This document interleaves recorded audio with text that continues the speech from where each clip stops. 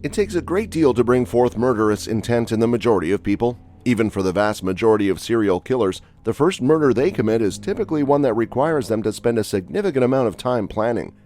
Because the majority of killers have a significant internal conflict regarding their need to kill, the majority of them won't really damage anyone until they are in their 20s or 30s. Even while the majority of serial killers begin their careers when they are adults, this does not mean that there aren't some truly depraved and perverted children in the world. Some children have the same capacity for murder as fully grown adults, which is something that might surprise you to learn.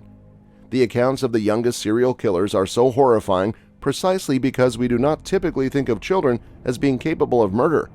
One can only speculate as to what may have led to the development of such extreme levels of aggression in these children. Today, we'll reveal the top 10 youngest serial killers in history in the next few minutes. Michael Hernandez. It's possible that Michael Hernandez is one of the youngest serial killers who has actually openly admitted that he wanted to be a serial killer. If so, he would be one of the youngest to do so. Even though he was only 14 years old at the time, he stabbed to death his best buddy, Jamie Goff, who was also his victim. When school officials discovered Goff's lifeless body laying in the restroom of the school, Hernandez was the first person they questioned about the incident. Plans to murder 2 other pupils at his school were discovered by the police and were extremely precise.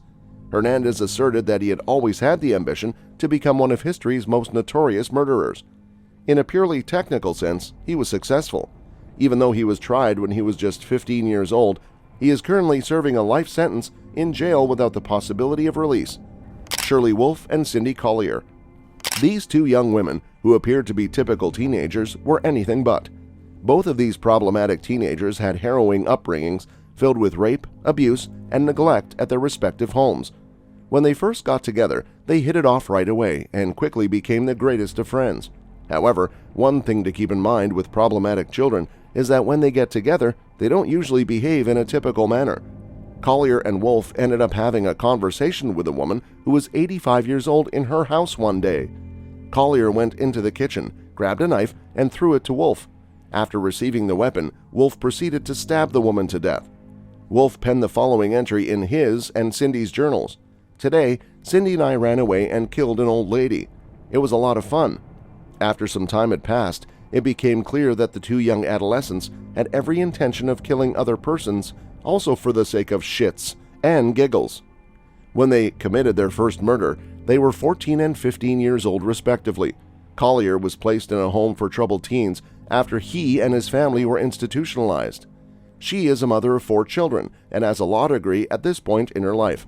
On the other hand, Wolf continues to be held in and released from custody. Next, the name is James Fairweather.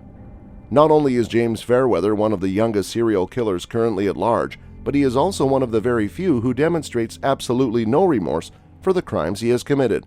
Fairweather, much like a large number of other edgy youths, frequently discussed his aspirations to have a career as a killer. His instructors didn't believe him until he stabbed an inebriated and mentally challenged man more than 100 times and then killed him. The second person he killed was Nahid Al-Mania, and he did it while she was outside taking a stroll. He stabbed her to death. Fairweather was questioned by the police, but ultimately they let him go. In all honesty, it took a third attempt at murder for the police to finally arrest Fairweather. His own mother called him a monster, and the admission he made upon his arrest that he wanted to kill at least 15 more people was particularly terrifying. His own mother called him a monster. Aside from his brutality, he showed absolutely no concern for either himself or the people around him. When the judge informed Fairweather of his sentence, he simply shrugged his shoulders and muttered, "I don't give a shit." Fairweather seemed very nonchalant about the situation. In the year that the murders took place, he was 15 years old. Alyssa Bustamante. In 2009, news organizations went into a panic over the fact that a murder had been committed by a scene girl named Alyssa Bustamante. The fact that Bustamante wrote in her notebook about how amazing the sensation of murder really was led to her apprehension, which led to her conviction for the gruesome murder of her neighbor, who was only 9 years old. The little youngster turned out not to be Bustamante's only intended victim, as further inquiry revealed. The 15-year-old girl had dug multiple graves, and the authorities had a strong suspicion that the other victims were her younger brothers. Bustamante had frequently brought up the subject of killing them in the past, demonstrating the kind of sickly evil side that could only be mustered by the most juvenile of serial killers. Bustamante did not show a significant amount of remorse during her trial, and as a result, she will have to serve 35 years in prison before she is eligible for parole. Harvey Miguel Robinson.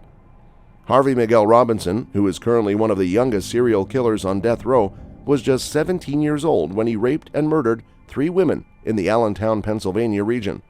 He is considered to be one of the youngest serial killers currently on death row.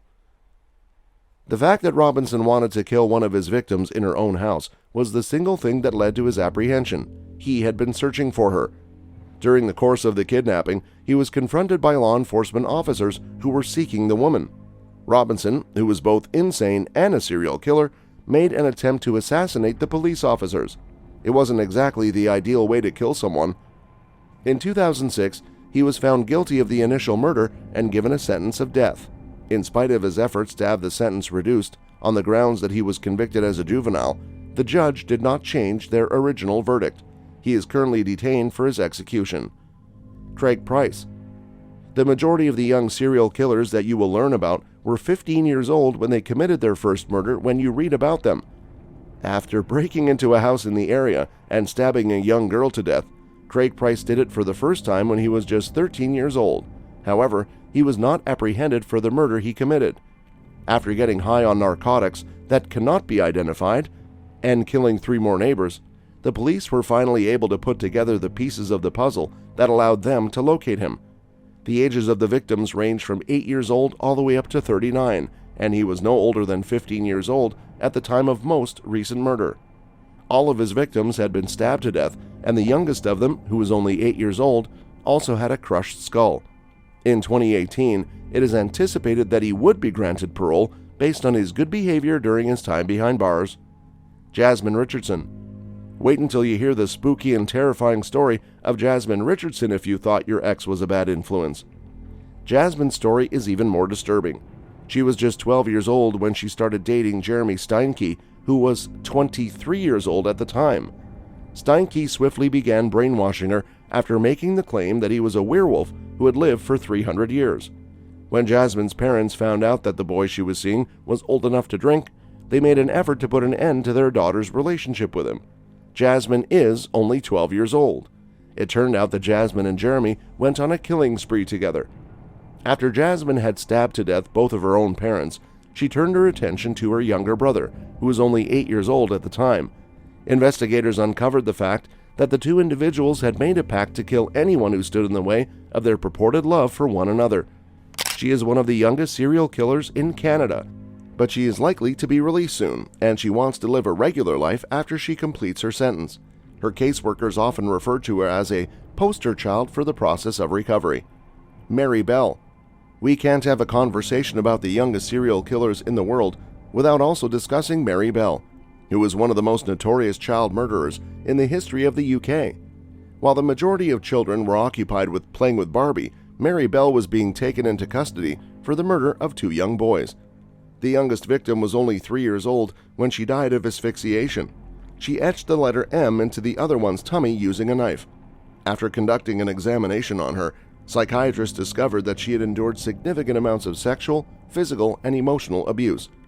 It was determined that Bell's mental state prevented him from being able to stand trial. She got treated for her addiction while residing in a facility till she became 23 years old. After another 4 years, she finally gave birth to a daughter. In 2009, she reached the age of paternal grandmotherhood. A statement was released by the parent of one of the victims, in which they said, "I will never see a grandchild from my son. I pray that every time she looks at this kid, it opens her eyes to the opportunities that she has deprived my family as a result of what she has done." The events in the story do not conclude there. Because it had so many horrific details, Mary Bell's story ended up being the subject of one of the best documentaries about murder. Robert Thompson and John Venables. There have been very few killings that have produced as much of an uproar as the murder of James Bulger, and the primary reason for this is that both of his murderers were just 10 or 11 years old. Both Thompson and Venables continue to hold the record for being Britain's youngest serial killers, not to mention 2 of the most horrifying. James, age 2, and his mother had been strolling through the shopping center when the boys came across them. The boys were seen on surveillance escorting James out of the mall in the direction of the nearby railroad lines. The youngster had already passed away by the time his mother discovered him. He had been killed by being beaten to death with bricks, stones, and an iron bar. The intention was for the train to run over James's body, which was why it was laid out on the train tracks. They were allowed to leave prison when they were 18, but Venables was rearrested for possessing child pornography and was sentenced to further time. Amardeep Sada. Amardeep Sada is now the youngest of the youngest serial killer in the world. He retains the title as of right now. It was when he was only 8 years old that he committed his first murder. If you're wondering how a child of that age could be responsible for the deaths of several individuals, you'll be even more surprised to learn why he could. Every single one of his victims, and there were more than one, were infants younger than 1 year. He first killed his sister, who was 8 months old. Then he killed his cousin, who was 6 months old. He evaded capture all the way. It wasn't until he killed the 6-month-old baby of a neighbor that he admitted to stealing the child from daycare and beating her in the head with a stone. It was only after he killed the baby that the police were able to catch him. It was unfathomable that a boy of such a little age should be capable of doing such heinous acts. After Amardeep turned 18, he was placed in a home for troubled youths, and after that, he disappeared from the public eye. And there you have it, folks, our chilling countdown of the top 10 youngest serial killers in history. It's a grim reminder of the dark side of humanity, but it also serves as a stark call to action for us all. Remember, prevention is key. By fostering an environment that nurtures empathy, compassion, and mental well-being, we can break the cycle of violence and prevent future tragedies. We must strive to understand the underlying factors that contribute to such horrific acts, addressing them with urgency and determination. So we encourage you all to take action today. Share this video with your friends, family, and community. Spread awareness, engage in discussions, and support organizations dedicated to mental health, prevention, and rehabilitation. And thank you for joining us today. If you found this video informative and eye-opening, don't forget to hit that like button, subscribe to our channel.